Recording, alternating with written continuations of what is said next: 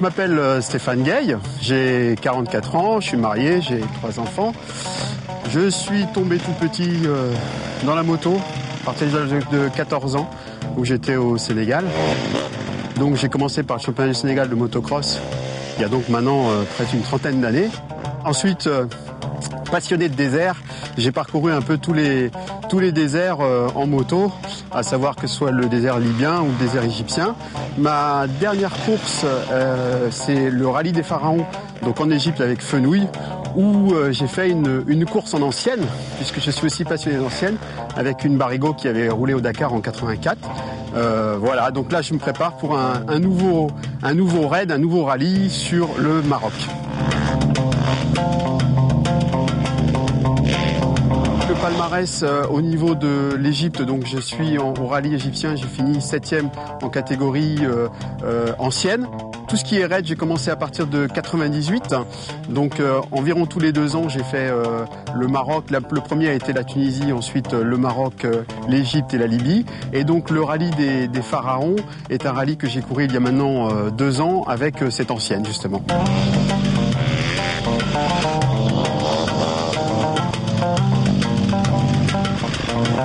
La première fois que je suis monté sur une moto, j'avais 13 ans. C'était au Sénégal, à Dakar. J'avais un copain qui avait une petite machine de cross. Tout de suite, j'ai été passionné par cet engin. Je suis monté dessus et je me suis senti tout de suite comme un poisson dans l'eau.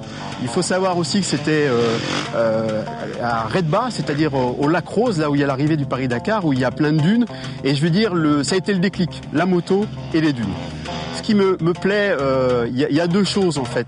Dans la moto tout-terrain en elle-même, c'est cette sensation de liberté par rapport à pouvoir rouler où on veut, à la vitesse que l'on veut. Ça, c'est la première chose. La deuxième, c'est vrai que je lie souvent la moto avec les paysages et particulièrement, encore une fois, le désert.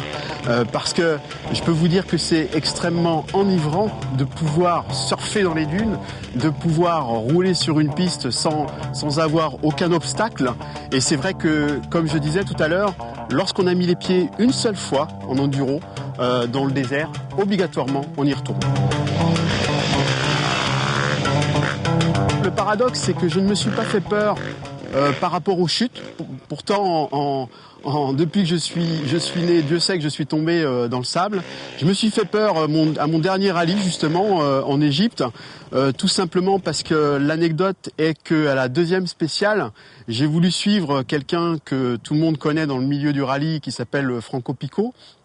Tout simplement parce que j'avais vu que ce personnage connaissait parfaitement le terrain égyptien. Et donc, pensant que j'étais le meilleur du monde, je me suis dit, on va s'alléger, c'est-à-dire que j'ai pas mis beaucoup d'essence dans ma moto, j'ai mis l'essence pour faire la spéciale. Sauf que notre ami Franco Picot s'était perdu et que j'étais à peu près 500 mètres derrière lui, donc il ne m'avait pas vu. Donc, on a raté le CP de la spéciale. Résultat, j'ai continué, je me suis perdu en plein désert tout seul et surtout, je suis tombé en panne d'essence. Ça, c'était à 8h du matin. C'est un grand moment de solitude. Je crois que je m'en souviendrai toute ma vie. C'est une des raisons d'ailleurs pourquoi je vais à l'Enduromassa, parce que là, il n'y a pas c'est que c'est fléché. Mon téléphone satellite n'a sonné qu'à partir de 17h du soir, c'est-à-dire que de 9h du matin jusqu'à 17h, je suis resté tout seul. J'avais mes 3 litres d'eau, bien entendu. Bon, c'était Fenouil, l'organisateur. Je sais qu'il aurait tout fait pour me retrouver, mais je peux vous dire que quand le téléphone a sonné, j'étais content. Par contre, ils étaient descendus 200 km plus bas, donc on est venu me chercher avec un K4 à 21h du soir. Et on m'a ramené de l'essence, il me restait 200 km de dune à faire, je suis arrivé au bivouac à 2h du matin, en tombant plusieurs fois parce qu'en plus, comme j'avais une moto de 83, on avait tout simplement oublié de mettre de la lumière dessus, c'était le 4x4 qui m'éclairait. Alors, à contre-coup, c'est un souvenir exceptionnel, mais par contre, c'est vrai que c'est la plus grande peur de ma vie.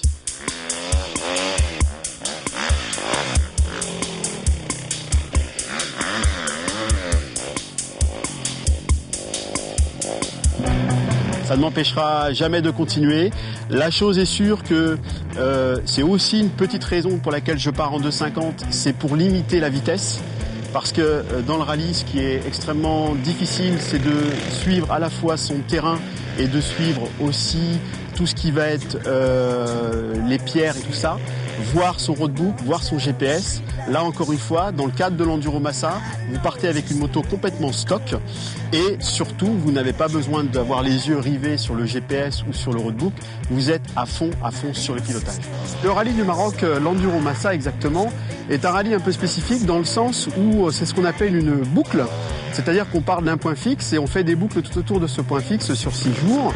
À la fois, on profite quand même un petit peu de cet environnement que l'on voit quand même. Et surtout, pour moi qui est passionné de pilotage dans le sable, on profite de ce pilotage justement dans le sable et de ces pistes. Je peux vous dire que c'est extrêmement, vraiment très bon de rouler dans de la piste ou de surfer sur de la dune. Et oui, on en profite. On prend le temps d'en profiter, ne serait-ce que par rapport au pilotage, même si ce n'est pas forcément par rapport à tout ce qui peut nous entourer autour. Le côté compétition est quelque chose qui me plaît énormément. C'est je dirais, un objectif et j'aime bien être toujours devant et en tout cas essayer de toujours rattraper le suivant, même si à 44 ans maintenant on n'est plus des jeunes premiers, je vais dire. C'est la raison pour laquelle que cette année je me prépare physiquement sérieusement, je vais dire, avec cette préparation physique, parce que en allant sur l'Enduromassa, avec ma connaissance du désert et surtout du pilotage dans le sable, je vise dans une place dans les 10 premiers, au scratch et en catégorie de 50 dans les 3 premiers.